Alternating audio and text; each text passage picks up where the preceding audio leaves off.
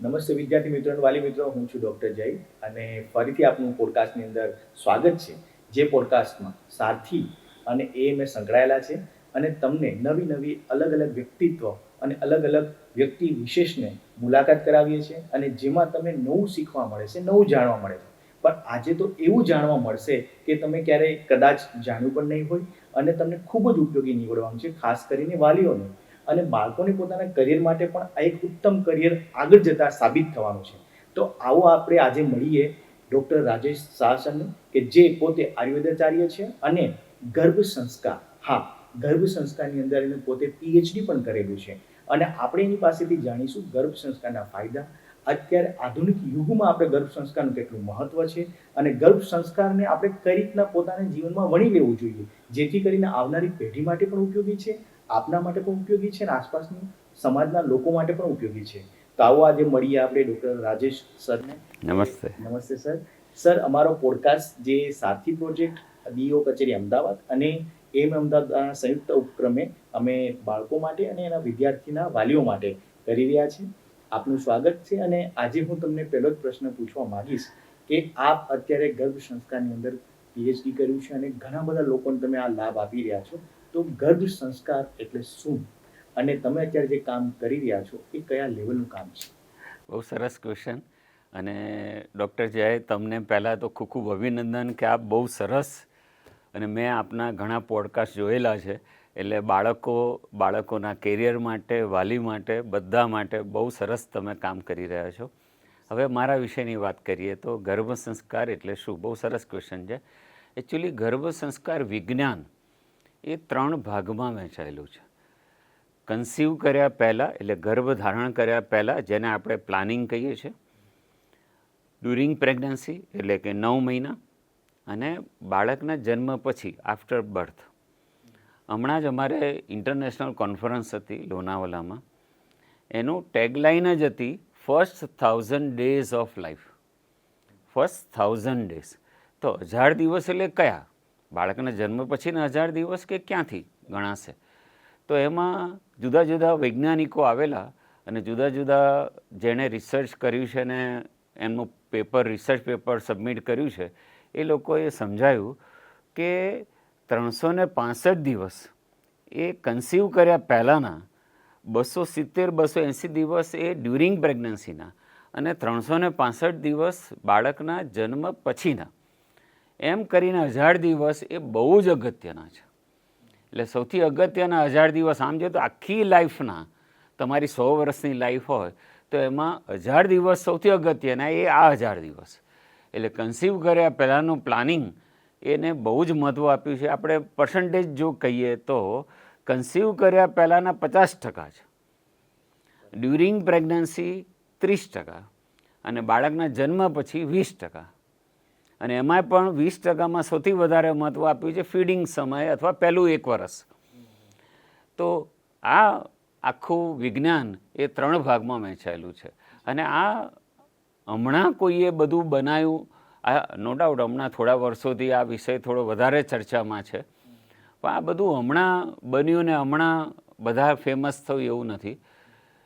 સૌથી જૂના શાસ્ત્રો કયા? કોઈને પણ પૂછીએ આપણે, સૌથી જૂના શાસ્ત્રો લેખિત કયા? તો બધા એમ કહેશે કે વેદ, પુરાણ, ઉપનિષદ, આ બધા સૌથી જૂના શાસ્ત્રો. તો 4 વેદ આપણને ખબર છે, 18 પુરાણ ખબર છે. તો 18 પુરાણમાં 10મા નંબરનું પુરાણ છે લિંગ પુરાણ, મહાલિંગ પુરાણ, જે આખું ગર્ભ સંસ્કાર ઉપર હજારો વર્ષ પહેલાં લખાયેલું શાસ્ત્ર છે, લિંગ પુરાણ. એની ઉપરથી વાત્સાયન મુનિએ કામશાસ્ત્ર નામનો ગ્રંથ લખ્યો.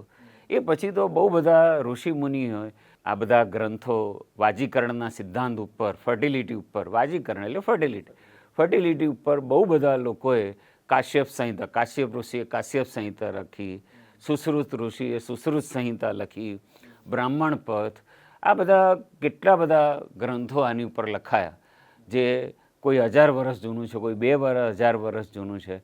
તો આ ગર્ભ સંસ્કારમાં તમારો જે મુખ્ય પ્રશ્ન હતો, ગર્ભ સંસ્કાર એટલે શું? તો બાળક માત્ર જન્મે એ આનો મેઇન ક્રાઇટેરિયા નથી. બાળક તો જન્મવું જ જોઈએ, તો જ આપણી મનુષ્ય જાતિ આગળ ચાલ્યા કરશે, એનો વંશ ચાલ્યા કરે. પરંતુ બાળક PQ, IQ, SQ અને EQ આ ચારે ચાર મસ્ત હોવા જોઈએ.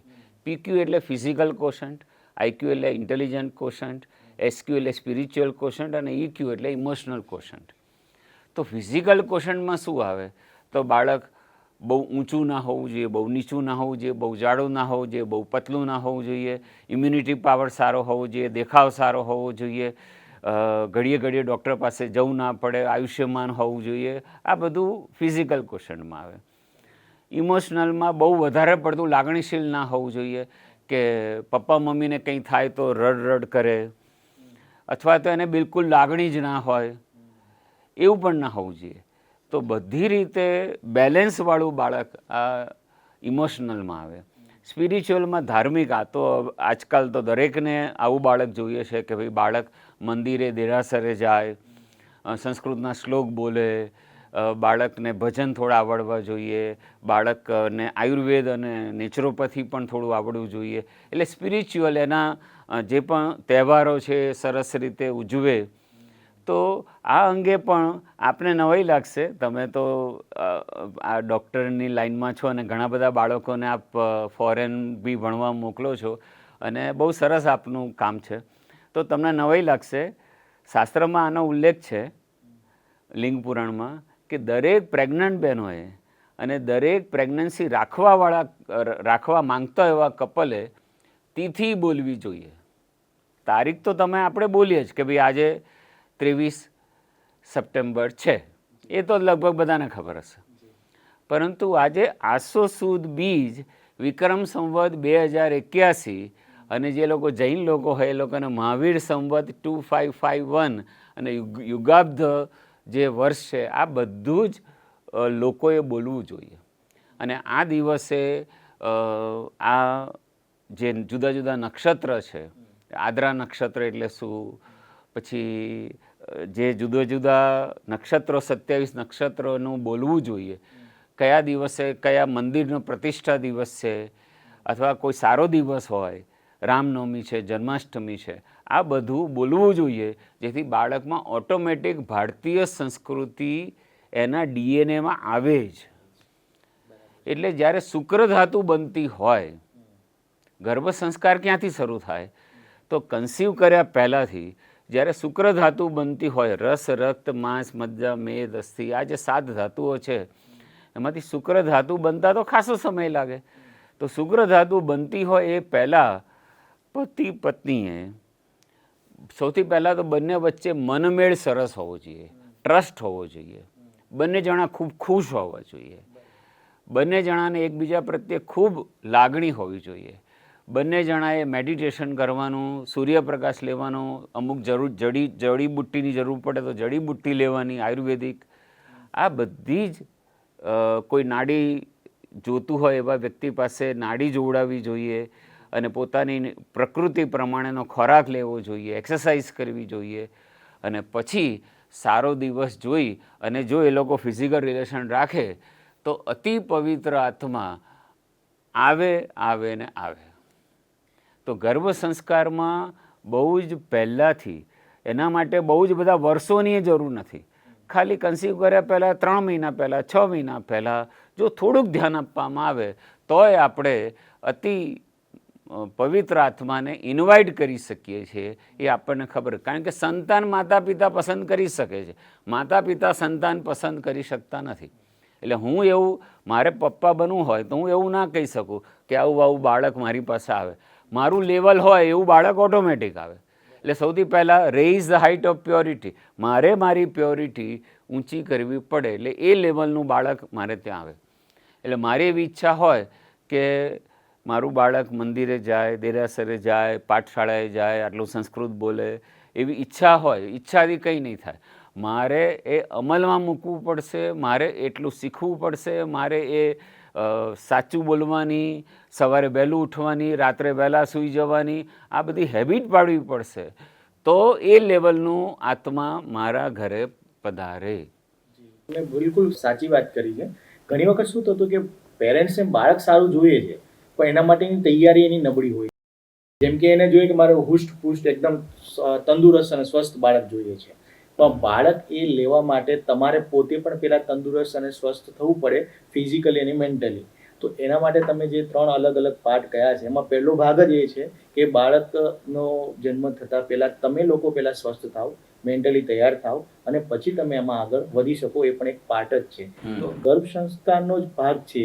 અત્યાર સુધી ઘણા બધા લોકોને ખ્યાલ નહીં હોય કે ગર્ભ સંસ્કાર એટલે ખાલી જ્યારે બાળક ગર્ભમાં આવે ત્યાર પછી જે ચાલુ થાય એ સંસ્કાર જે આપીએ છીએ એ ગર્ભ સંસ્કાર, પણ એ નથી. પણ પહેલેથી તમે જેમ વાત કરી, જેમ તમે એ પણ વાત કરી કે અમુક વસ્તુ જેમ કે હિમોગ્લોબિનની કમી હોય કે બીજા કોઈ B12 D3 કે વિટામિન્સની કમી હોય, અમુક ઘણા બધા રોગ પણ એવા છે કે જે રોગને કારણે પણ બાળકમાં પણ એ રોગ આવવાની શક્યતા, થેલેસેમિયા કરીને રોગ છે, તમારે મેજર છે કે માઇનર, આ બધું તમારે ગર્ભ ધારણ કરતા પહેલા કરવાની આખી એક્સરસાઇઝ છે જે તમે કહી.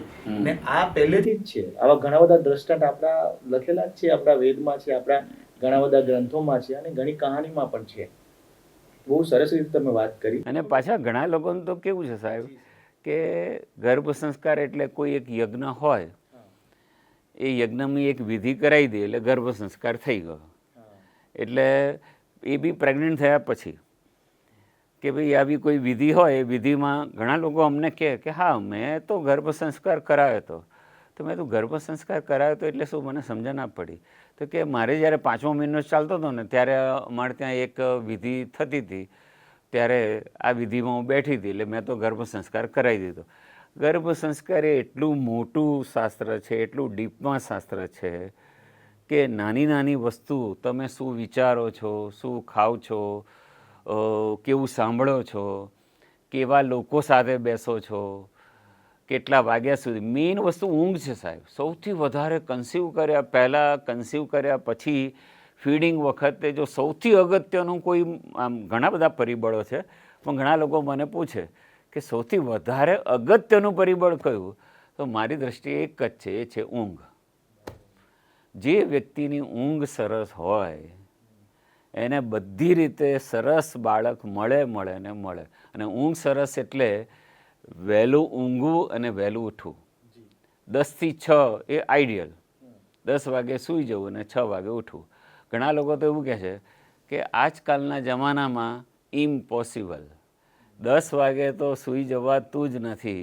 અમે આવીએ જ આટલા વાગે ખાઈએ, વાતો કરીએ, એટલામાં જ 12 વાગી જાય છે, સૂતા 1 વાગે છે, સૂતા 2 વાગે છે, અમે ક્યાંથી આટલા વહેલા સૂઈ જઈએ. પણ જો સારું બાળક લાવવું હોય તો તપસ્યા કરવી પડે, અને તપસ્યાનું પહેલું પગથિયું એટલે ઊંઘ. વહેલા ઊંઘી જાઓ, વહેલા ઉઠો એટલે આપણી બોડીમાં ઓટો હિલિંગ જે રિપેર સિસ્ટમ છે એ બધું રિપેર થઈ જાય, અને પછી તમે સરસ બાળક લાવો. આ બહુ જ જરૂરી છે. જેથી બધી જે આપ બોલ્યા, હિમોગ્લોબિન ને આયર્ન ને D3 ને વિટામિન C, ફલાણું ઢીકણું, આ બધું જ ઓટોમેટિક સરસ થઈ જાય અને તમારી એકદમ હેલ્ધી બોડી થઈ જાય. તમારા જે બધી ગ્રંથિઓ પ્રોપર કામ કરતી થઈ જાય, અને પછી તમે બાળક લાવો તો હેલ્ધી બાળક જ આવે. આ વર્ષો પહેલાં શાસ્ત્રોમાં લખેલું છે. જી, આપ બિલકુલ વાત એકદમ પરફેક્ટ કહી રહ્યા છો. કેમ કે આજકાલ આપણે જોવામાં આવી રહ્યું છે કે બાળક આવી જવું, એક આવી ગયું બાળક, એના માટે કોઈ તૈયારી નથી હોતી, અને એને કારણે શું થતું હોય છે કે એનો બર્થનો જે વેઇટ હોય છે ઓછો હોય. ઘણી વખત વહેલું બાળક આવી જાય છે, બરાબર. ઘણી વખત એને ઘણા બધા હેલ્થ ઇસ્યુ થવા મળે. મમ્મી પપ્પાને પણ ખ્યાલ નથી હોતો કે મને આ હેલ્થ ઇસ્યુ છે ને હવે મારા પ્રેગ્નન્સી રાખવી જોઈએ કે ના રાખવી જોઈએ. એમાં પણ એની તૈયારી નથી હોતી. એના કરતાં મેરેજ પછી, મેરેજનું કાઉન્સેલિંગ થાય એની સાથે સાથે જો આપણે કાઉન્સેલિંગ કરવામાં આવે કે કદાચ તમારે ગર્ભ રહી ગયો અથવા તો ગર્ભ રાખવાની તમારી ઈચ્છા છે, તો તમે કઈ કઈ વસ્તુનું પ્રિકોશન રાખી શકો છો, એના વિશેની અવેરનેસ એ લાવવી ખૂબ જરૂરી છે. એના કારણે તમને એક વસ્તુ પણ તમારા પેલા ધ્યાનમાં આવતી હશે કે આજકાલ જે પ્યુબર્ટીની એજ છે એ ઘણી વહેલી આવી જાય છે.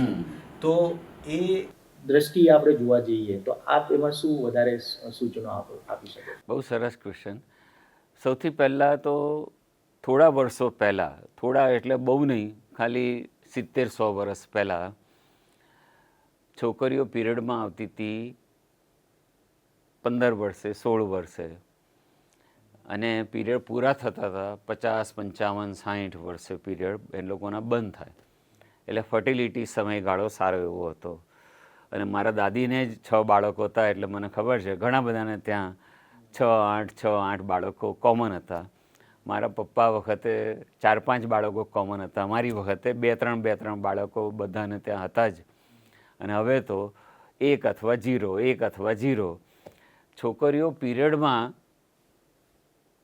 10 વર્ષે આવી જાય છે અત્યારે, અને ઘણી બધી છોકરીઓ 40-42 વર્ષે પીરિયડ એ લોકોના બંધ થઈ જાય છે, જેને આપણે મોનોપોઝ કહીએ છીએ.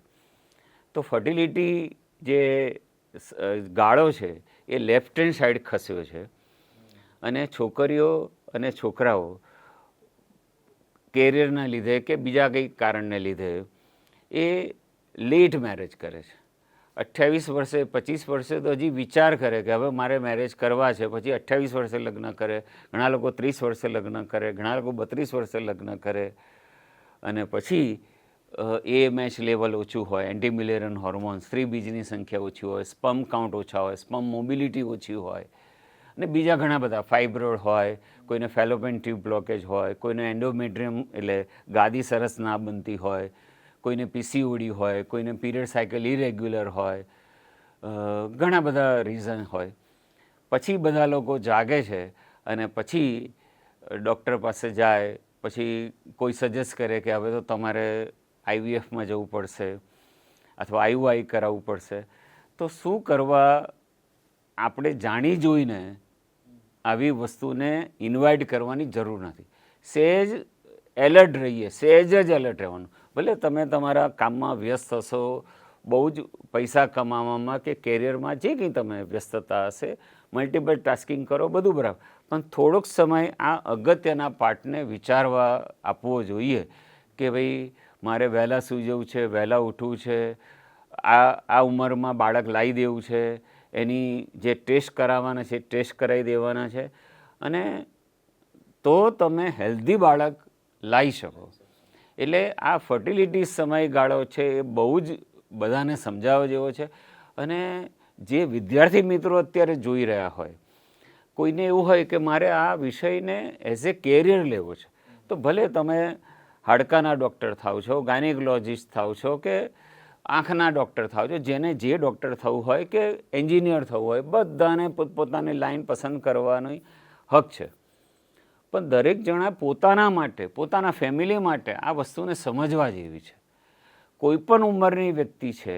અમે લોકો એક પ્રોગ્રામ ચલાવીએ છીએ, એનું નામ છે GSTTCC, એટલે કે ગર્ભ સંસ્કાર ટીચર્સ ટ્રેનિંગ સર્ટિફિકેટ કોર્સ. એટલે જેને પણ ઈચ્છા હોય કે મારે આ વિષય શીખવો છે, તો એના માટે કોઈ ડિગ્રીની જરૂર નથી, કારણ કે આમાં કોઈ તમારે કોઈને ઇન્જેક્શન આપવાનું નથી કે કોઈને દવા આપવાની નથી. ખાલી તમારે સમજવાનું છે અને અવેરનેસનો એક પ્રોગ્રામ ચલાવવાનો છે. એટલે એવી કોઈ જરૂર નથી કે આટલી ડિગ્રી હોય. તમે જે કામ કરતા હોય એની સાથે સાથે પોતાના માટે અને આજુબાજુ આ ફેલાવવું જોઈએ કે આ વિષય તમે શીખો, અમારી પાસેથી શીખો, બીજા કોઈ પાસેથી શીખો, યુટ્યુબ પરથી શીખો, ક્યાંય બી શીખો, અને પછી આનો ફેલાવો કરો, જેથી સારા બાળકો ઓટોમેટિક આવે. કોઈને આપણે પૂછીએ ને કે સમસ્યાઓ લખો, તો બધા લોકો બહુ લાંબી સમસ્યાઓ લખે કે ભ્રષ્ટાચાર બહુ વધી ગયો છે, પોલીસો આવા થઈ ગયા છે, જજ આવા થઈ ગયા છે, રાજકારણમાં આમ થઈ છે, બધી બહુ સમસ્યાઓ બધા લોકો લખે. પણ આનો ઉપાય શું?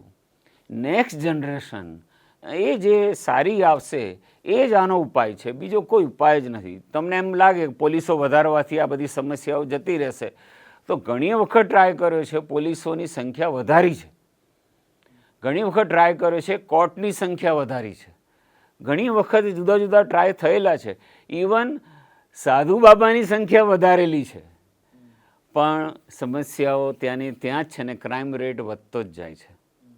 તો આનો ઉપાય માત્ર ને માત્ર એક જ છે, સારા નાગરિકો ભવિષ્યમાં સારા આવે અને એવા સારા નાગરિકો ભેગા થઈને એ લોકો જ સેલ્ફ ડિસિપ્લિનમાં રહે અને એ લોકો જ ભ્રષ્ટાચાર કે ફલાણું કે ઢીકણું જે સમસ્યાઓ છે એ લોકો જ એ કરી શકે. તો જે લોકોને કેરિયર તરીકે ગર્ભ સંસ્કાર વિષય લેવો છે, એવા કોઈ પણ એજના વાલી મિત્રો અથવા કોઈ પણ એજના વિદ્યાર્થી મિત્રો માટે પણ આ બહુ જ સારી લાઈન છે. હું તો કહું છું પૈસાની દ્રષ્ટિએ બી સારી લાઈન છે. અત્યારે કેટલા બધા લોકો આઈવીએફમાં જાય છે. સાચી વાત કરી. હું આમાં એડ કરવા માંગીશ કે 2015 સુધી આઈવીએફ સંખ્યા હતી સેન્ટરની, 15 થી 25 ની અંદર 3 ગણી થઈ ગઈ છે. એટલે આ વસ્તુ તમે જે કહી રહ્યા છો કે આ કરાવવું જોઈએ અને આમાં થતા ફાયદાઓ પર તમે વર્ણવી રહ્યા છો. એમાં બીજી વસ્તુ અત્યારે એક કોન્સેપ્ટ આપણે બીજી સંસ્કૃતિ કહો કે બીજા કન્ટ્રીઝ કહો એમાંથી એવો આવી રહ્યો છે ડિઝાઇનિંગ બેબી. તો એ લોકો પણ કદાચ આવું જ એક અનુકરણ કરતા હશે. આપણે તો કુદરતી રીતે કરી શકીએ છીએ. એ તો હંમેશા મોડર્ન મેડિસિન, મોડર્ન ટેકનિક્સ એના આધાર ઉપર બધું બનાવી રહ્યા છે, જેમાં કે ઇમોશન્સ નથી હોવાના, સંસ્કાર નથી હોવાના. તો સંસ્કૃતિ જ્યાં નથી એ ક્યારે પણ એ કન્ટ્રી કે કોઈ દેશ રહેવાનો નથી.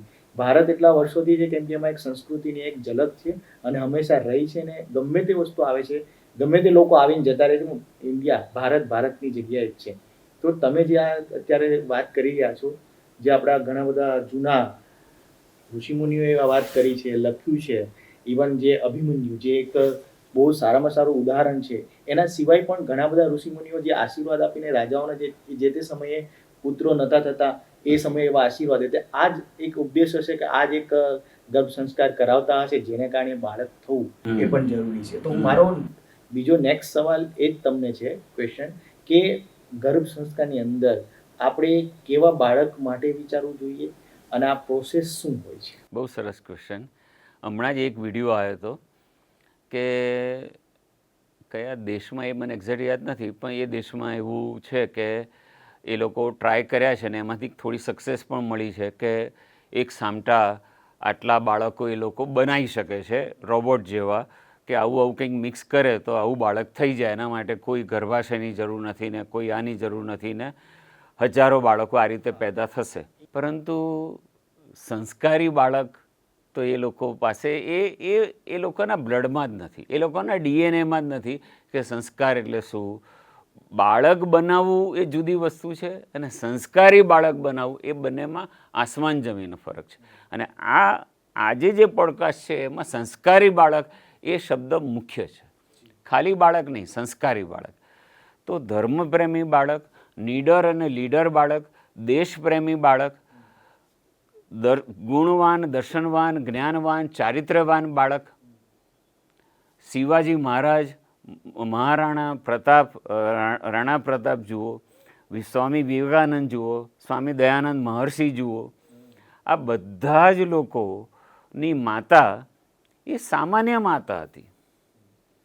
કોઈ ઇંગ્લિશ મીડિયમની નથી, કોઈને કોમ્પ્યુટર આવડતું નહોતું, કોઈને મોબાઈલ આવડતા નહોતા, કોઈ ટેકનોલોજીમાં માહિર નથી, પરંતુ પતિવ્રતા, સંકલ્પ એ લોકોના એવા જોરદાર હતા કે એ લોકોને આવા બાળકો ડિઝાઇન કરવા હતા અને ડિઝાઇન રિયલમાં કર્યા. અને શિવાજીના હાલડામાં જ છે કે માતા જીજાબાઈ ઝુલાવે તારે ભવિષ્યમાં આવું લડવાનું જ છે. આમ બધું જ એમાં શાસ્ત્રમાં છે. તો કહેવાનો ભાવાર્થ છે કે માતાઓ કૃષ્ણ ભગવાનને તો આવું છે પણ દેવકી માતા હોવી જોઈએ ને, મહાવીર સ્વામીને તો આવું છે પણ ત્રિશલા માતા કે સિદ્ધાર્થ પિતા હોવા જોઈએ ને, રામ ભગવાનને તો આવું છે પણ કૌશલ્ય માતા હોવી જોઈએ ને. તો કહેવાનો ભાવાર્થ છે કે આવા માતા પિતાની અત્યારે ખૂબ જરૂર છે. બાળકો સારા આત્માઓને આવવું છે, પરંતુ સહસ્ત્રાણી માતા, સહસ્ત્રાણી એટલે શાસ્ત્રમાં એનો ઉલ્લેખ છે કે એવી માતા કે એવા બાળકને જન્મ આપે કે 1000 કરતાં વધારે શક્તિ એનામાં હોય, એને સહસ્ત્રાણી માતા કહેવાય. કે 1000 પુરુષોનું જોશ અને એનામાં હોય જ ઇનબિલ્ટ એવું બાળક પેદા કરવાની શક્તિ એની પાસે એવી કુક્ષી છે, એને સહસ્ત્રાણી માતા ઉલ્લેખ છે. તો આવી માતાઓ બનવું પડશે. અને ઘણા લોકો એવા પણ મારો આટલા વર્ષનો અનુભવ છે, હું 25 વર્ષથી આ કામ કરું છું ગર્ભ સંસ્કારનું. ઘણા બધા લોકો અમને મળે કે હા હમણાંથી ગર્ભ સંસ્કાર એમ કે થોડા નામ આવ્યું છે ધ્યાનમાં, એટલે અમે પ્રેગ્નન્ટ હતા ને ત્યારે અમે ગર્ભ સંસ્કાર કોર્સ કર્યો હતો, અથવા તો અમે આ ફલાણી એપ ડાઉનલોડ કરી હતી, અથવા અમે ફલાણા ક્લાસમાં જતા હતા. પણ ખાલી ક્લાસમાં જવાથી, ખાલી વિડીયો જોવાથી, ખાલી એપ ડાઉનલોડ કરવાથી સરસ ફરક પડતો નથી અથવા સરસ રિઝલ્ટ મળતું નથી. તમે કેટલું અમલમાં મૂકો છો એ અગત્યનું છે.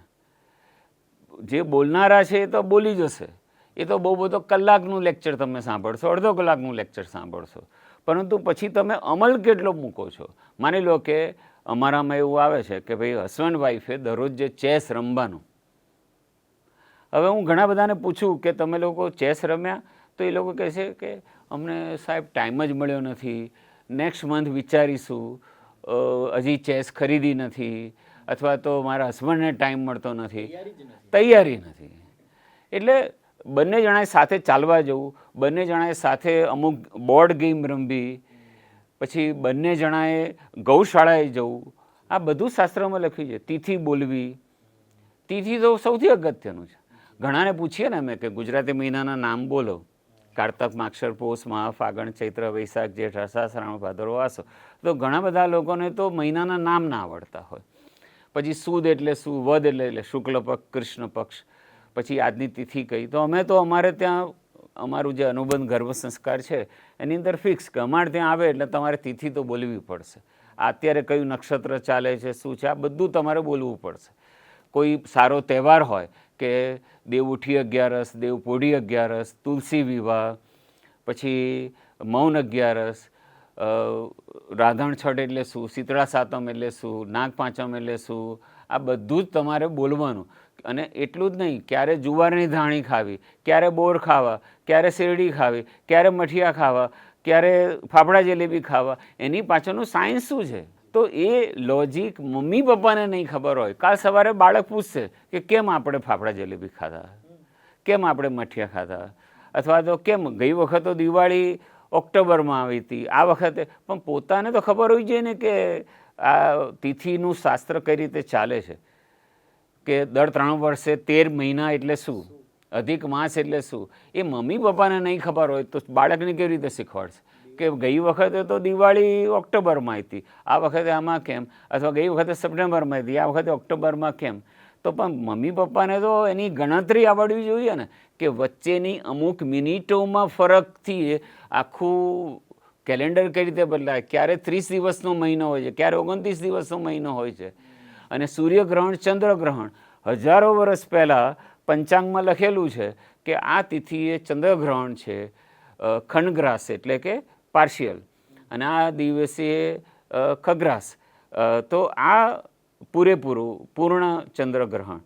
તો હજારો વર્ષ પહેલાં એ લોકોને કેવી રીતે ખબર હતી કે આ દિવસે ચંદ્રગ્રહણ, એ પણ ભારતમાં દેખાશે, ભારતમાં નહીં દેખાય, એ બી ગુજરાતમાં દેખાશે, ગુજરાતમાં નહીં દેખાય. એટલું જ નહીં, 2 વાગ્યાને 37 શરૂ થશે અને 4 વાગ્યાને 32 પૂર્ણ થશે, એનો પણ હજારો વર્ષ પહેલાં ઉલ્લેખ છે. એ જેનું એ પંચાંગ જોઈને નાસા પોતાનું રોકેટ છોડે છે, એટલે કે પોતાનું અવકાશયાન છોડે છે. તો આપણી જે જાહો જલાલી પાસ્ટની એ દરેક ફેમિલીએ સમજવી પડશે, જેથી આવું સંસ્કારી બાળક, આવા સંસ્કારી આત્માઓને આપણે ઇન્વાઇટ કરી શકીશું આપણા પર. મારી તો ઈચ્છા હોય નરેન્દ્ર મોદી મારા ઘરે આવે, બાબા રામદેવ મારા ઘરે આવે, બધા મારા ઘરે આવે, પણ મારી એ પાત્રતા હોવી જોઈએ ને કે મારા ઘરે આવે. તો એવી રીતે બાળક, સારા બાળકની ઈચ્છા તો હોય પણ ખાલી ઈચ્છાથી નહીં થાય, એવી પાત્રતા બનાવવી પડશે, એવી લેવલ બનાવવું પડે. તો એ લેવલનો આત્મા ઓટોમેટિક આપણા ઘરે આવે. અને તમારા પ્રશ્નનો જવાબ આવ્યો કે આવું કંઈક કરે તો સારું બાળક આપણે લાવી શકીએ. તમે ખૂબ સરસ રીતે આખી વાતને એક વર્ણન કર્યું, અને દરેક મારા જેટલા પણ સવાલ હતા એને રિલેટેડ એ પણ એમાં આવી ગયા. પણ એક વાત સાચી છે કે તમારી પાત્રતા એ ખૂબ જરૂરી છે. તમે માતા જીજાબાઈનો ઉલ્લેખ કર્યો, એની પાત્રતા તો એવી હતી કે એણે જ્યારે શિવાજી મહારાજનો જન્મ થયો, છત્રપતિ શિવાજી મહારાજનો, ત્યારે એ જન્મ વખતે પણ એણે કેટલા જોજન સુધી, કેટલા કિલોમીટર સુધી એણે ઘોડા ઉપર બેસીને જવું પડ્યું હતું. પાછળ એના જે કહેવાય છે કે એના દુશ્મનો પાછળ હતા અને એને આગળ જવું પડ્યું હતું એ કુખમાં શિવાજી મહારાજને લઈને. અને પછી મંદિરમાં એનો જન્મ થાય છે.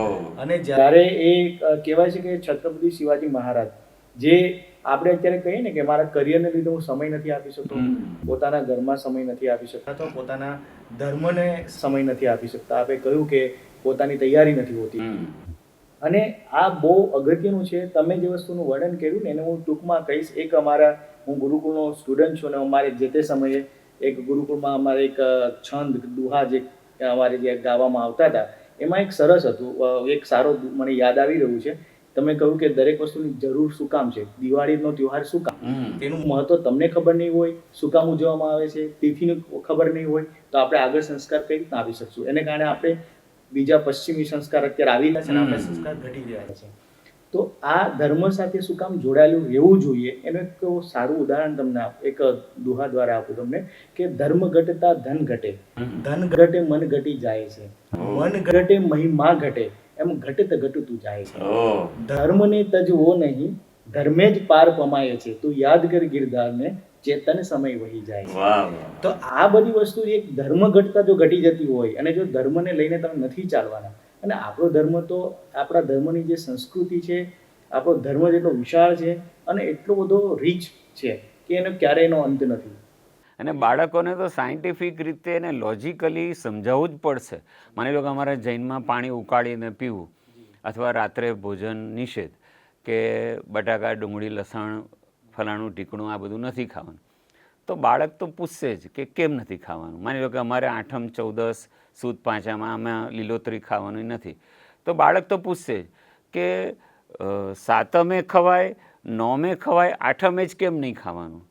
તો તમારી પાસે જવાબ નહીં હોય તો તમે જવાબ નહીં આપી શકો. એટલે પછી બાળક શું કહેશે, તમે ને આ જે તમારું આ બધું બરાબર નથી. એટલે વેસ્ટર્ન સંસ્કૃતિએ ઇઝીલી એક્સેપ્ટ કરી લે.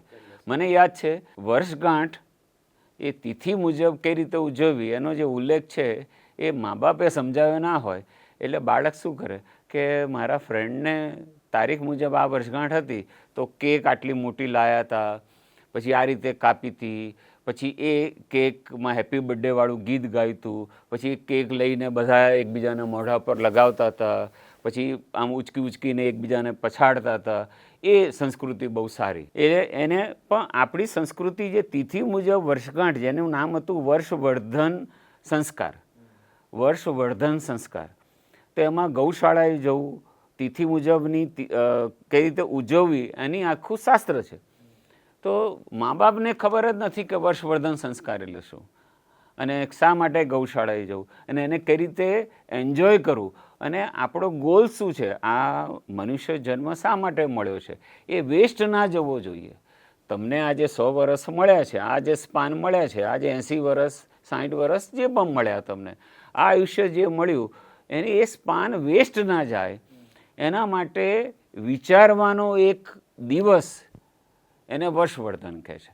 કે તમારે ત્યાં ઊભા રહીને વિચારવાનું છે કે મારું 1 વર્ષ ગયું, આટલા દિવસ ગયા, તો એમાં મેં કેટલો ગોલ કર્યો, અને હવેના પછીના વર્ષમાં હું કે એમાં કઈ કઈ રીતે આગળ જઈશ, એનું આખું વાંચન છે સંસ્કૃતમાં, જે આપણે આગળ કહેતા નથી. એટલે પછી બાળક હેપી બર્થડે, પછી કેક કાપીને કેક એકબીજાને લગાવીને, પછી પેલી કોક ને પેપ્સી ખોલવીને એ બધા સંસ્કાર આવી ગયા છે. બહુ સારી વાત કરી કે ધર્મમાં જે લખ્યું છે ને, તમે વાત હમણાં કરી કે અમુક જે ધર્મની અંદર, અમુક નહીં, આપણા જૈન ધર્મની અંદર જ લખેલું છે કે 7 વાગ્યા પછી સૂર્ય ઢળે પછી નહીં. તો સાયન્સ એવું જ કહે છે કે જ્યારે પણ તમારી જે દિવસ દરમિયાન તમે જેટલું ખાવ છો એ બરાબર છે, સાંજે 7 વાગ્યા પછી તમારી દરેક તમારા કોષ, તમારે પાચન શક્તિ નબળી પડે છે. એ પછી તમે જે લો છો એનું પાચન નથી થતું, એ તમારે એક્સ્ટ્રા ફેટ તરીકે તમારા શરીરમાં, અને આપણે લોકો તો અહીં 11-12 વાગે તો જમવાનું સ્ટાર્ટ થાય 9 વાગ્યા પછી, અને પછી કંઈ એક્સરસાઇઝ નહીં, કશું નહીં, ડાયરેક્ટ સૂઈ જવાનું, તો એ પાચન થતું નથી, અને પછી બીજા રોગ થાય છે કે પાચન ન થવાના લીધે ઘણા બધા આપણે જાણીએ છીએ કેટલા બધા રોગ, મેદસ્વીતા આવી, કે પછી કોન્સ્ટિપેશન, આ બધી કોમન એસિડિટી, અને એને લીધે ઘણા બધા રોગ શરીરમાં આવતા હોય છે. તો બહુ સારી વાત કરી કે આ બધી વસ્તુનું ઘણું મહત્વ છે. ફરીથી આપણે પાછા ગર્ભ સંસ્કારના એક વિષય ઉપર થોડો વધારે ડિસ્કસ પર જઈએ તો અત્યારે હાલમાં ઘણા પેરેન્ટ્સ તમારી પાસે આવતા હશે, ઘણા લોકોને જેમ આપણે ડિઝાઇન બેબીની વાત કરી એ રીતના ગર્ભ સંસ્કારની અંદર પણ એવું કહેતા હશે કે મારે આ પ્રકારનું બેબી જોઈએ, તમે એમાં પાત્રતાની પણ વાત કરી. પણ હવે આધુનિક જે આ યુગ આવી રહ્યો છે, ઘણા બધા એવા તમને આધુનિક પેરેન્ટ્સ પણ તમને મળતા હશે, એડવાન્સ કે જે મોડર્નાઇઝ હશે. એ લોકોને આની જાણ હશે અને તમારી પાસે એનું નોલેજ લેવા આવતા હશે કે અમારે આ કરવું છે. અને એ પોતે કરવા માટે જ્યારે આવતા હોય ત્યારે એના રહેલા જે ક્વેશ્ચન્સ છે અને આપણું જે શાસ્ત્ર છે એ બંનેને આપણે સમજાવવું છે. તો એ કઈ સરળતાથી એ લોકો સમજી શકે. જે અત્યારે તમે પણ જો આ કહેશો પોડકાસ્ટમાં કે આ રીતના ગર્ભ સંસ્કારના શાસ્ત્રને તમે સમજશો, તમારા માટે સરળ છે અને તમારા માટે કેમ ઉપયોગી છે, જે આપણે પહેલા વાત કરી છે, પણ આ શું કામ ઉપયોગી છે એના વિશે થોડી વાત કરીએ. બહુ સરસ પ્રશ્ન. અમારે ત્યાં પહેલાં થોડા વર્ષો પહેલાં એવું હતું કે ખાલી પ્રેગ્નન્ટ થયા પછી જ લોકો આવે, કે ત્રીજો મહિનો ચાલતો હોય, ચોથો મહિનો ચાલતો હોય, પાંચમો મહિનો ચાલતો હોય, પછી કોઈએ કીધું હોય એટલે કે ભાઈ ચલો ને ગર્ભ સંસ્કાર શીખીએ, અથવા તો શું છે આ બધું જાણવા માટે આવે. પણ હવે ધીરે ધીરે અવેરનેસ વધી છે અને હવે ધીરે ધીરે પ્રેગ્નન્ટ થયા પહેલાં પ્લાનિંગથી ઘણા લોકો મેરેજ પછી તરત જ અમારી પાસે આવે છે. ઘણા લોકો તો સક્સેસ ના ગયા હોય પ્લાનિંગમાં માટે અમારી પાસે આવે છે. પરંતુ બાળક શા માટે લાવવું એ અમારો પહેલો પ્રશ્ન હોય છે કે તમારે શા માટે બાળક જોઈએ. ઘણા લોકો એવું કહે છે કે મારા સાસુ છે ને બહુ બોલ કરે છે કે તમારા મેરેજને આટલો સમય થયો હજી સુધી બાળક નથી, એટલે બાળક લાવીને એમને આપી દઈએ એટલે શાંતિ, બોલ ના કરે. એટલે ખાલી હજી તમને ક્લેરિટી જ નથી કે શા માટે બાળક લાવવું. તો અમારો પહેલો પ્રશ્ન હોય કે તમારે શા માટે બાળક જોઈએ છે. તો અમે એ લોકોના જે વિચાર હોય એમાં ઘણા બધા ફેરફારો પહેલાં લાવીએ કે માત્ર આ તમારું વિચારવાનું ખોટું છે કે આ માટે બાળક જોઈએ, અથવા તો મારે સમાજને બતાવી દેવું છે કે અમારે ફર્ટિલિટીનો કોઈ પ્રોબ્લેમ નથી માટે બાળક લાવવું છે. બસ મેં તો આવું નહીં, તમારે આવા પર્પઝથી જવાનું છે. અમારી જે પ્રેયર હોય કન્સીવ કર્યા પહેલાંની પ્રેયર, એમાં પણ કયા શબ્દો આવે છે એ અમે એ લોકોને સમજાવીએ કે આ રીતે તમારે ભગવાન પાસે માંગવાનું છે બાળક, અને આવો પવિત્ર આત્મા માંગવાનો છે, હકથી માંગવાનો છે. રડમસ અવાજે નહીં, રિક્વેસ્ટ નથી કરવાની પ્લીઝ પ્લીઝ પ્લીઝ અમને આવું બાળક આપો અથવા આવો આત્મા અમને આપો, એવું કહેવાનું જ નથી. અમારે અમારી પાત્રતા અનુસાર આવું સરસ આત્મા જોઈએ જ છે. અને તમે અમારી પરીક્ષા કરો અને અમે આટલી તૈયારી કરી છે અને હજી કરી રહ્યા છે, તો આવો પવિત્ર આત્મા અમને આપો જ, અને અમે આવી રીતે એને ટ્રેનિંગ આપીશું અને આવું સરસ સિટીઝન એ સમાજને આપીશું, આવો સરસ નાગરિક સમાજને આપીશું, એવી એક તૈયારી બતાવો તો તમને અતિ પવિત્ર આત્મા મળે. તો હવે ધીરે ધીરે અવેરનેસ વધી છે અને લોકો સમજતા થયા છે. નો ડાઉટ હજી મને સંતોષ થાય એટલી અવેરનેસ નથી વધી, કારણ કે અમે હમણાં જ એક કોલેજમાં એક અવેરનેસનો પ્રોગ્રામ કરવા ગયા હતા અને એમાં ટીવાયના અને MCom part 1, MCom part 2, MSc part 1, MSc part 2 એ બધા બાળકોને ભેગા કર્યા હતા એ લોકો એક હોલમાં. લગભગ 600-700 જણા હતા. તો અમે આ બધો વિષય સમજાવતા હતા. તો અમુક પહેલાં છોકરીઓ ઊભી થઈને, કોલેજમાં તો કેવું ગમે તે લોકો ઊભા થઈને જઈ શકે, કોઈ એમાં પરમિશનની જરૂર નહીં, તો થોડી છોકરીઓ ઊભી થઈને જતી રહી. તો મને એમ હતું કે અમારા વિષયમાં થોડું સેક્સ ઉપર બી સમજાવવાનું આવે છે, પીરિયડ ઉપર બી સમજાવવાનું આવે છે, એટલે કદાચ છોકરીઓને નહીં ગમતું એટલે ઊભી થઈને જતી રહી હશે. થોડા છોકરા ઊભા થઈને જતા રહ્યા, વધારે છોકરીઓ જતી રહી. પછી અમે લોકોએ સમજવા માટે, અમારી કંઈ મિસ્ટેક છે એ સમજવા માટે એ જે જતા રહ્યા તે લોકોને બોલાયા અને સમજવા કોશિશ કરી કે ક્યાં અમારી મિસ્ટેક છે. તો છોકરીઓ કીધું કે દાદા, એટલે અમને લોકોને તો અમારી એજ પ્રમાણે દાદા જ કે ને, દાદા તમે ખોટા છો કે તમે કેમ એવું બોલ્યા કે 25 વર્ષ પહેલાં એક બાળક જોઈએ જ. મેં તો આયુર્વેદમાં આવું લખ્યું છે કે હોર્મોન સાયકલ આ રીતે કામ કરે છે, એટલે તમે જલ્દી બાળક લાવી દો, જલ્દી મેરેજ કરો એ સારું. તો કે જે ના, તમે જ ખોટું બોલ્યા સ્ટેજ ઉપર, કે અમે લોકો તો 28 વર્ષે આટલું ભણીશું, 30 વર્ષે આટલું ભણીશું, પછી વિચારીશું, પછી બધી વુમન એમ્પાવરમેન્ટની બધી વાતો કરી. અને કદાચ એ લોકો અમુક રીતે સાચા બી હશે, પણ છોકરીઓને સમજાવવું અમારા માટે વધારે વઘરું હતું, છોકરાઓને સમજાવવું થોડું ઇઝી હતું. પણ આ વિષય એ ખરેખર કોલેજે જઈને કરવા જેવો વિષય છે કે ભાઈ થોડા જાગો, જલ્દી મેરેજ કરો, જલ્દી બાળક લાવો. હેલ્ધી બાળક લાવવું હોય તો હોર્મોન સાયકલ, તમારી ફર્ટિલિટીનો આખો તબક્કો કયા એજે શું કામ કરે છે, કયા વિટામિનની શેની શું જરૂર છે, આખું સમજાવવાનું સાયન્સ બહુ જરૂરી છે. અને માત્ર બાળક નથી લાવવું, હેલ્ધી બાળક લાવવું છે, ધર્મપ્રેમી બાળક લાવવું છે, નીડર અને લીડર બાળક લાવવું છે, સિંહ જેવું બાળક લાવવું છે. તો આ બધા માટે આટલી જરૂર છે. કેટલો સૂર્યપ્રકાશ લેવો, કેટલું મસાજ, આખું આખું ચેપ્ટર છે. એને લોકો સ્નેહન અને સ્વેદન કહે છે. તો એ આખું જે મસાજ કરી અને પછી તમે ફિઝિકલ રિલેશન રાખો તો અતિ પવિત્ર આત્માને, હેલ્ધી આત્માને તમે ઇન્વાઇટ કરી શકો છો. આ અવેરનેસની ખરેખર બહુ જરૂર છે. આપે બહુ સારી વાત કરી કે ઘણી બધી જગ્યાએ હજી જાગૃત કરવા લોકોને અવેરનેસ પણ આવી ગઈ, જાગૃતતા આવી ગઈ, એટલે કે સભાન નથી લોકો, કોઈને આ વસ્તુ એલર્ટનેસ નથી. તો ઘણી બધી જગ્યાએ લોકો આંધળું અનુકરણ અને કરિયરની પાછળ એટલી આંધળી દોટ મૂકી છે કે હવે પોતાના પર્સનલ લાઈફ વિશે કે પોતાની આવનારી લાઈફ વિશે એને ધ્યાન નથી રહ્યું.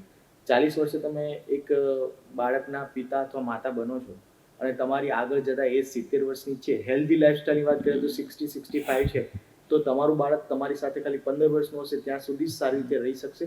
પછી તમારો બોજ એને ઉઠાવવો પડશે. આ વસ્તુ એને સમજવા જેવી છે. પણ જો 25 વર્ષે કે 25 થી 30 વર્ષની વચ્ચે મારું બાળક હશે મારી સાથે, એક બાળક કમસે કમ, તો પછી બાળકને કોઈ હેલ્થ ઇસ્યુ નહીં હોય, બાળકના મમ્મી પપ્પાને પણ કોઈ હેલ્થ ઇસ્યુ નહીં હોય, અને આગળ જતાં એ બાળક એને એકબીજાને કામ લાગી શકવાનું, પેરેન્ટ્સ અને બાળક બને. બાળક જ્યારે 15 વર્ષનું હોય ત્યારે મા બાપ બીમાર પડી જાય તો કઈ રીતના એની સેવા કરી શકશે? અને બાળકને તો 18 વર્ષ 20 વર્ષે એનું કરિયર સેટ કરવું હશે, ત્યાં સુધી તો તમારો સપોર્ટની જરૂર રહેવાની છે. એટલે જે સ્ટુડન્ટ જે છે એ અમુક વસ્તુને હજી એને પોતાના ટાઈમ વિશે ખબર નથી, ટાઈમ મેનેજમેન્ટ વિશે ખબર નથી, ગોલની ક્લેરિટી નથી કે કયો ગોલ ક્યારે અચીવ કરવો છે. અને આનું એક વિષય ઉપર આપણે વાત કરીએ, તમે જે પહેલાં વાત કરી હતી કે કરિયર વિશે બહુ નોલેજ હોવું જરૂરી છે કે તમારે શું કરવું.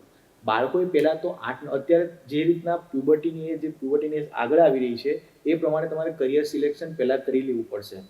પહેલાંની જેમ હું વિચારી નહીં શકો કે મેં હવે ગ્રેજ્યુએશન કરી લીધું, હવે હું શું કરીશ, બરાબર. હવે કંઈ મિડ કરિયર ક્રાઇસિસ જો આવશે તો તમે એને પાછો રોંગ ટર્ન આવશે, તમે આગળ નથી વધી શકવાના. તમારા જિંદગીના 18 વર્ષ તમે કરિયરમાં નાખી રહ્યા છો. 8મા 9મામાં તમને ખબર હોવી જ જોઈએ કે મારે કયો સબ્જેક્ટ લેવો છે. 11મા 12મા ધોરણમાં તમને ખબર હોવી જ જોઈએ કે મારે કયા ડિપાર્ટમેન્ટમાં જવું છે, મારે એન્જિનિયર બનવું છે, ડોક્ટર બનવું છે, એમાં હું બની શકીશ કે નહીં, હું આ જે આગળ હું ડિગ્રી લેવાનો છું એને હું લાયક છું કે નહીં. નહીં કે બધા જઈ રહ્યા છે તો હું જતો રહું. તો તમારે 25 વર્ષે તમારી પાસે ડિગ્રી હશે તો તમે કંઈક કરતા હશો. નહીંતર 25 વર્ષે પણ તમારા ગોલ સેટિંગ નહીં હોય, ગોલની ક્લેરિટી નહીં હોય તો મેરેજ તો દૂરની વાત રહી. તો આ બહુ સારી વાત કરી, કદાચ એ લોકો ના સમજી શક્યા, પણ આ વસ્તુને લઈને આપણે આગળ વાત કરીએ કે જે લોકો અત્યારે આંધળું અનુકરણ કરી રહ્યા છે, પોતાના કરિયર વિશેનું જેને નોલેજ નથી ને છતાં પણ જે આ વિષય વિશે સમજવા નથી માંગતા, તો આમાં આપણો કોઈ વાત ના કહી શકીએ. હવે બીજો એક ક્વેશ્ચન અહીંયા એ પણ આપણને થાય છે કે જે ગર્ભ સંસ્કાર જે છે, ગર્ભ સંસ્કારને લઈને અત્યારે ઘણી બધી માન્યતાઓ પણ હશે. તમારી પાસે કઈ એજમાં આવવું, શું શીખવું અને શું તૈયારી રાખવી એ તો તમે કહેતા જ હશો. સાથે સાથે અત્યારે ઇન્ફર્ટિલિટી, એની પહેલાં વાત કરી લે કે ઇન્ફર્ટિલિટીનું અત્યારે પ્રમાણ વધી રહ્યું છે. આ જ કારણથી કે લેટ તમારું આ ડિસિઝન, મેરેજનું ડિસિઝન લેટ કરવું અથવા તો બાળકો માટેનું ડિસિઝન લેટ લેવું, હેલ્થ ઇશ્યુઝને કારણે. અને તમે થોડી વાત કરી ઇન્ફર્ટિલિટી માટે પણ અત્યારે આપણા આયુર્વેદમાં ઘણું બધું કહેલું છે. ત્યાંથી શરૂઆત કરીએ આપણે તો આપણે એ કઈ બાબત હોય છે જેમાં ઇન્ફર્ટિલિટીમાં પણ આ વસ્તુ કામ લાગે, ગર્ભ સંસ્કાર. અને ગર્ભ સંસ્કારની અંદર તમે જ્યારે પ્રોસેસમાં એ લોકો આવતા હોય છે ત્યારે કયા અલગ પાસા હોય છે, જેમ કે ડાયટ હોય છે, ઘણી બધી વસ્તુઓ હશે, એના વિશે થોડી માહિતી આપો. બહુ સરસ પ્રશ્ન. ઇન્ફર્ટિલિટીના ઘણા બધા કારણો છે. એમાં સૌથી પહેલું ઊંઘ, કે ઊંઘ 8 કલાકની હોવી જોઈએ, અને એ પણ સૂર્યોદય પહેલાંની 8 કલાકની ઊંઘ. ઘણા લોકો અમારી પાસે એવા આવે કે અમારી 8 કલાકની ઊંઘ થાય છે, પછી અમે પૂછીએ કેટલા વાગે સૂઈ જાઓ, કેટલા વાગે ઉઠો છો, તો કે રાત્રે 2 વાગે સૂઈ જઈએ છીએ ને સવારે 10 વાગે ઉઠીએ છીએ, એટલે 8 કલાક થઈ ગયા. એમ નહીં, સૂર્યોદય પહેલાંની 8 કલાકની ઓછામાં ઓછી ઊંઘ હોવી જોઈએ, એ પણ સરસ શાંત ડીપ સ્લીપ હોવી જોઈએ. એટલે ઊંઘ આ પહેલું કારણ છે. બીજું જંક ફૂડ એટલે કે બહારનું ખાવાનું અને જે હેલ્ધી સાત્વિક ફૂડ ખાવાનું. પણ ઘણા લોકો હજી ઇન્ડિયન સ્ટાઇલ સંડાસ ઉપયોગ કરતા નથી. એટલે કે કમોડમાં એ જે નીચે બેસવાનું, જે ઉકળું બેસવાનું જે મેથડ હતી આપણી જૂની, એ બહુ સારી હતી, જેના લીધે ગેસ પ્રોપર પાસ થતો હતો અને આંતરડા ચોખ્ખા થતા હતા, પાચન શક્તિ મજબૂત થતી હતી, એટલે રિપ્રોડક્ટિવ ઓર્ગન પણ એના મસલ સરસ થતા હતા, ઘણા બધા ફાયદા એના થતા હતા. ખાલી એક સિમ્પલ ઇન્ડિયન સ્ટાઇલ સંડાસથી આટલો જો ફાયદો થતો હોય તો લોકોએ પણ થોડું સમજવું જોઈએ. ખાસ કરીને 25થી 35 વર્ષના અથવા 20થી 35 વર્ષના લોકોએ તો ખાસ આ વસ્તુને સમજવી જોઈએ કે થોડો વહેલા ઊંઘો, વહેલા ઉઠો, ઇન્ડિયન સ્ટાઇલ સંડાસ ઉપયોગ કરો. સવારે નાભીમાં અને નાભીની આસપાસ દિવેલ લગાવીને સનલાઇટ લો. ખાલી સનલાઇટ નહીં લેવાની, નાભીમાં અને નાભીની આજુબાજુ દિવેલ લગાવવાનું, જેને હિન્દીમાં આપણે એરંડિયા ઓઇલ કહીએ અથવા ઇંગ્લિશમાં કેસ્ટર ઓઇલ કહીએ. એ લગાવીને સવારે સનલાઇટ લેવાથી જ ઘણા બધા ફાયદા થાય છે. રિપ્રોડક્ટિવ ઓર્ગન મજબૂત થાય, AMH લેવલ સરસ રહે, એગ તમારા ક્વોલિટીવાળા બને, પાચન શક્તિ મજબૂત બને, ઘણા બધા ફાયદા આના આટલાથી થાય છે. તો સૌથી પહેલાં અમે લોકો એમની નાડી જોઈ લઈએ છીએ. નાડી જોઈને એમની જે વાયુ પિત્તની પ્રકૃતિ હોય, કોઈની કફ પ્રકૃતિ હોય, તો એ પ્રમાણે અમે ડાયટ સજેસ્ટ કરીએ કે તમારે આ ખાવું જોઈએ, આ ના ખાવું જોઈએ, આટલા વાગે ખાવું જોઈએ, આટલી વસ્તુ સાંજે ના ખાતા, આટલી વસ્તુ સવારે જ ખાઓ, એ પણ સમજાવીએ. ત્યાર પછી અમુક એક્સરસાઇઝ સમજાવીએ, ફર્ટિલિટી અંગેની એક્સરસાઇઝ સમજાવીએ, એના વિડીયો પણ અમે આપીએ છીએ. ત્યાર પછી મસાજ કઈ રીતે કરવું. અમુક મસાજ અઠવાડિયે એક વખત કરો તોય ચાલે ને અમુક મસાજ ડેલી કરો, તો કયા તેલથી કરવું, કેટલું વજન આપવું, એની વિડીયો પણ અમે આપીએ. એટલે મસાજ. પછી જે લોકો કન્સીવ કર્યા પહેલાં આવે એ લોકોને અમે એક પ્રેયર આપીએ છીએ, તો એ પ્રેયર એ લોકોએ બોલવાની હોય છે. પછી અમુક લોકોને આયુર્વેદિક દવાઓની જરૂર પડતી હોય તો એવી આયુર્વેદિક દવાઓ આપીએ કે જેની કોઈ સાઇડ ઇફેક્ટ ના હોય, જે ઝાડપાનમાંથી બનેલી હોય, એવી આયુર્વેદિક દવાઓ, જડીબુટ્ટીઓ આપીએ. પછી સનલાઇટ લેવાનું કહીએ, પછી એક્યુપ્રેશર પોઈન્ટ થોડા બતાવીએ, અમુક રિપોર્ટની જરૂર હોય તો અમુક બ્લડ ટેસ્ટ કરાવીએ, યુરિન ટેસ્ટ કરાવીએ, આવા થોડા ટેસ્ટ કરાવડાવીએ. અને પછી સારું નક્ષત્ર જોઈને, સારા દિવસો જોઈને, એ લોકોના ઓવેલ્યુશન પ્રમાણે નાડી જોઈને અમને ખ્યાલ આવી જાય કે લગભગ આ તારીખે ઓવેલ્યુશન થશે, તો એ પ્રમાણે અમે તારીખ આપીએ કે તમે આ દિવસોમાં ફિઝિકલ રિલેશન રાખો તો પવિત્ર આત્મા આવે.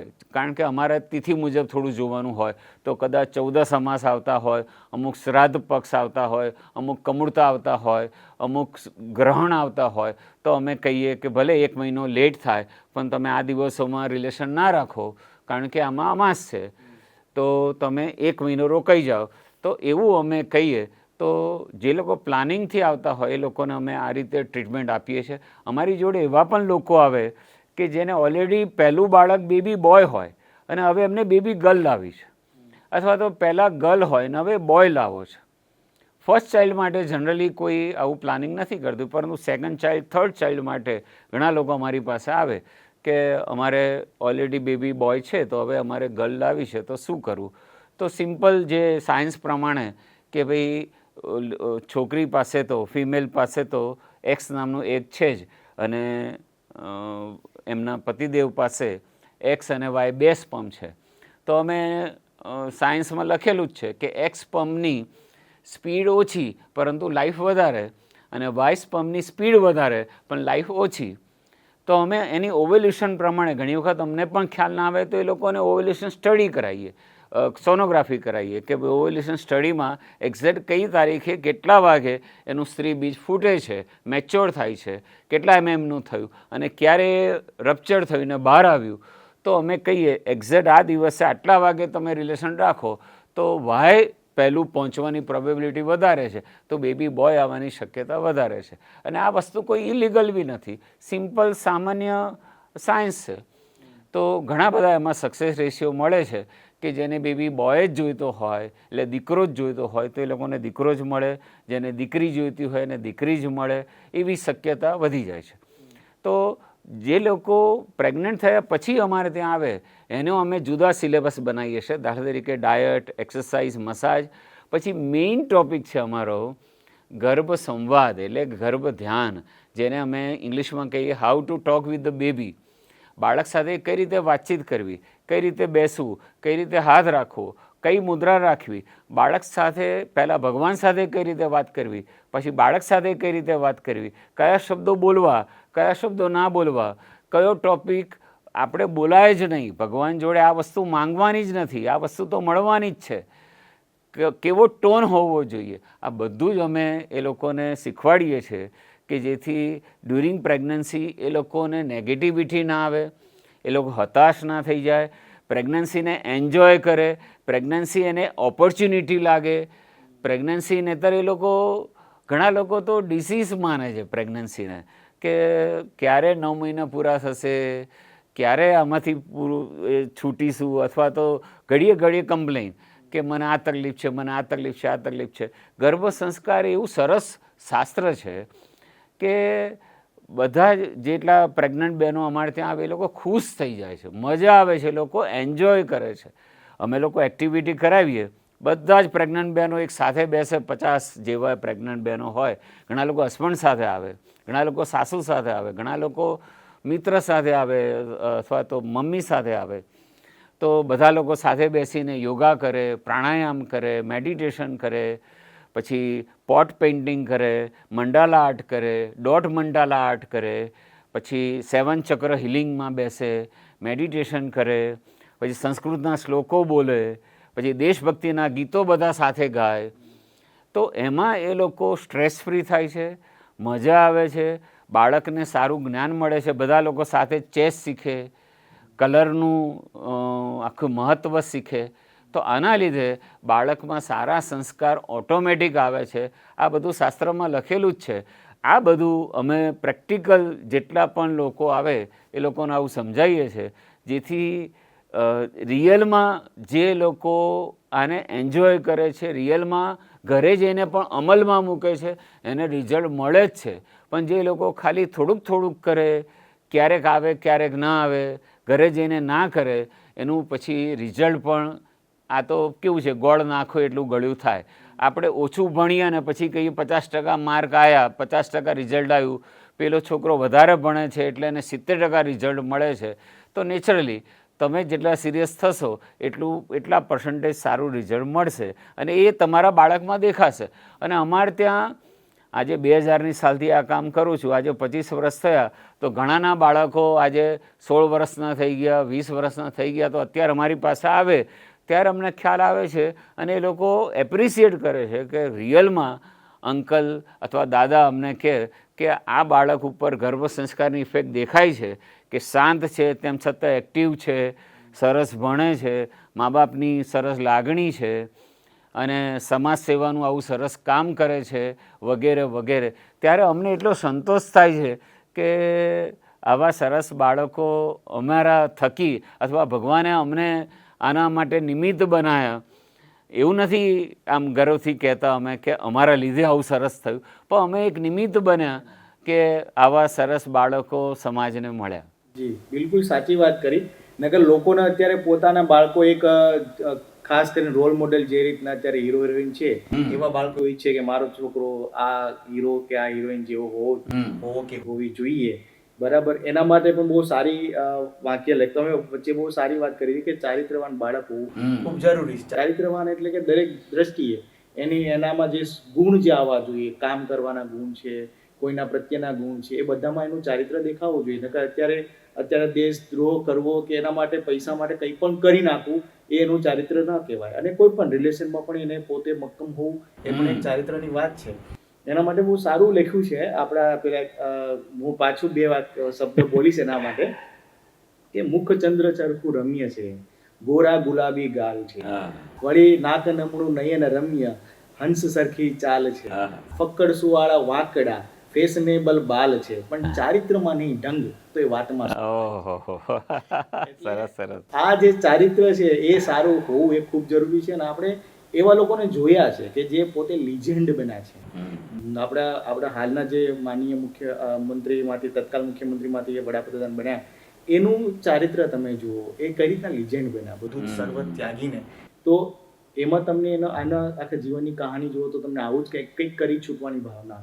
આપણે સ્વામી વિવેકાનંદ એનું ચારિત્ર જુઓ તો એવા ચારિત્રના ગુણ ક્યારે આવે? આપણા તમે છત્રપતિ શિવાજી મહારાજની વાત કરી, સંભાજી મહારાજની વાત કરી, તો આ બધી વસ્તુઓ આપણે ક્યારે આવે કે જ્યારે એની અંદર એની માતાની કોખ પણ એ રીતના તૈયાર થયેલી હોવી જોઈએ. ત્યારે લોકો. હમણાં જ તમારું એક પોડકાસ્ટ હતું, મેં હમણાં જ જોયું. એક દીકરી નાની ઉંમરમાં સંસ્કૃતમાં PhD થઈ અને એ દીકરીએ આટલા બધા બાળકોને સંસ્કૃતમાં ભણાયા અને ફાસ્ટ એ સંસ્કૃતમાં ટ્રાન્સલેટ કરતી હતી. તમારી સામે જ બેઠેલી, આ જ જગ્યાએ બેઠી હતી.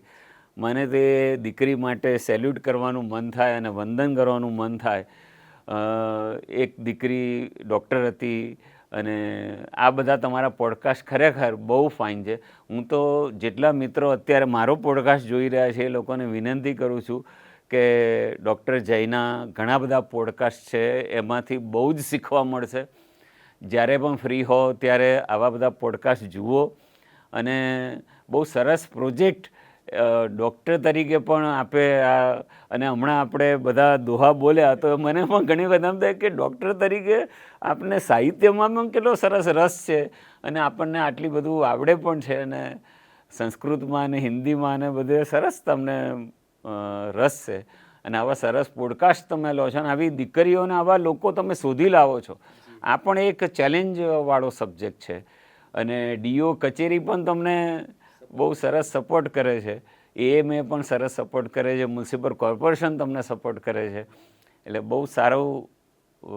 અને આ મારો જે વિષય છે ગર્ભ સંસ્કારનો, એ તો કોઈ પણ એજના 60, 70, 80 વર્ષના લોકો પણ શીખે, યંગ લોકો બી શીખે, બધા લોકો મારી પાસે શીખે. કોઈ પણ જાતનો ચાર્જ આપવાની જરૂર નથી. બધા લોકો શીખો અને પૈસાની દ્રષ્ટિએ પણ આ વિષય બહુ સારો છે. ભવિષ્યમાં બહુ જરૂર પડવાની છે આ વિષયની. મારી ઉંમર 65 વર્ષની છે, હું થોડા વર્ષ આ કામ કરી શકીશ. તો હવે આ ખજાનો છે અને આ બધું વાત્સ્યાયન મુનિએ ખજાનો આપેલો છે, લિંગ પુરાણમાં ખજાનો આપેલો છે, કાશ્યપ ઋષિએ ખજાનો આપેલો છે, સુશ્રુત ઋષિએ ખજાનો આપેલો છે. આ ખજાનાને સમજીએ, એન્જોય કરીએ અને લોકો સુધી પહોંચાડીએ અને આપણે સારા બાળકો સમાજને આપીએ. આ બહુ જરૂરી છે. માત્ર બાળકો લાવવા, માત્ર પૈસા પાછળ દોડવું અને પછી ખોડખાપણવાળું બાળક લાવવું પણ કાં તો ફિઝિકલી ખોખરાપણ હોય કાં તો માનસિક સ્ટેબલ ના હોય. તમે બહુ સારી વાત કરી કે EQ, IQ, PQ અને એ બધી વસ્તુ પણ કહો SQ. સ્પિરિચ્યુઅલી પણ અત્યારે બહુ જરૂરી છે કેમ કે નાના મોટા જે ઇન્સિડન્ટ બને ત્યારે આપણને ખ્યાલ આવે છે કે સ્પિરિચ્યુઅલી અને થોડું ઇમોશનલી પણ બાળક કેટલું ઇન્ટેલિજન્ટ હોવું જરૂરી છે. સાહેબ, એક જ વસ્તુ એડ કરું.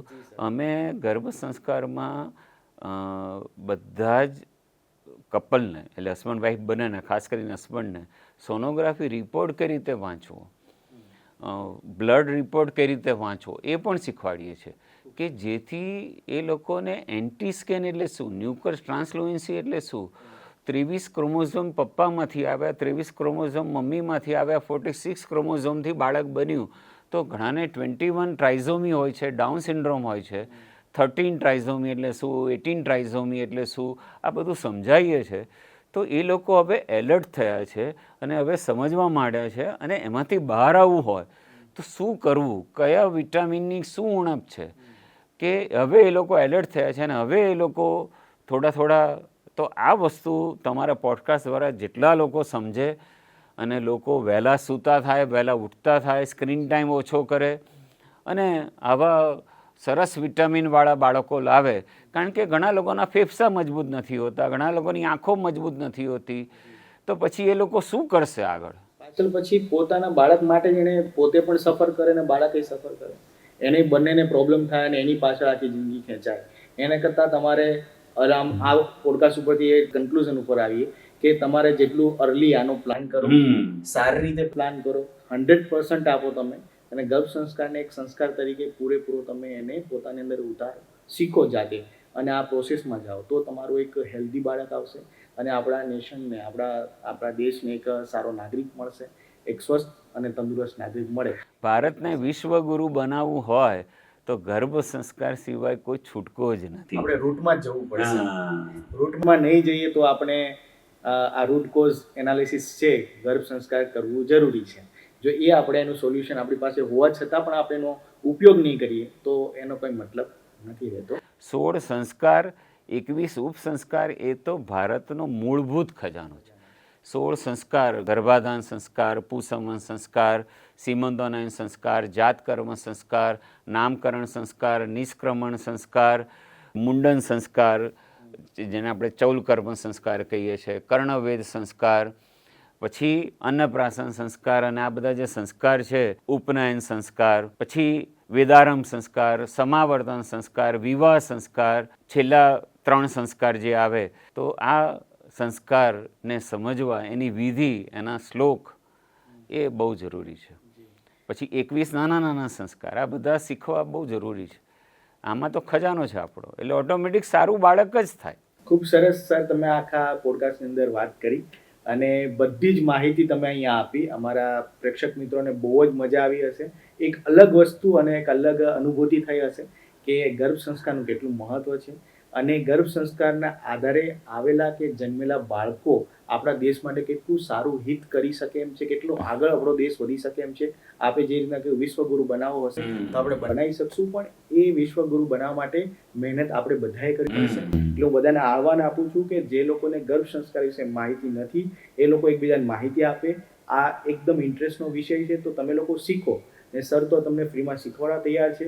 તમારે આસપાસ તમારા ભાઈને, તમારા બેનને, તમારા આસપાસના લોકોને શીખવાડી શકો, પોતાના માટે શીખી શકો છો અને સાથે સાથે એનો ઉપયોગ પણ કરાવો. તો આપણે ભેગા મળીને પ્રયાસ કરશું તો બધા સારા બાળકો આ પૃથ્વી ઉપર આવે અને આખી પૃથ્વી ઉપર આપણા દેશ માટે ને આખી પૃથ્વી માટે એક સારો સમય લઈને આવે, એક ગોલ્ડન એરા લઈને આવે. એના માટે આખું પરિવર્તન જરૂરી છે. એ સાચા જેનજી બનશે, એ જ દેશને પરિવર્તન લાવી શકશે અને દુનિયાનું પરિવર્તન લાવી શકશે. તો સર તમારો ખૂબ ખૂબ આભાર આ પ્રોગ્રામમાં આવવા બદલ, અને આપણે ફરી વખત મળીશું એક નવા વિશેષ વ્યક્તિત્વ સાથે અને નવા પ્રોગ્રામ સાથે પોડકાસ્ટમાં. તો ત્યાં સુધી તમને રજા આપો. નમસ્કાર.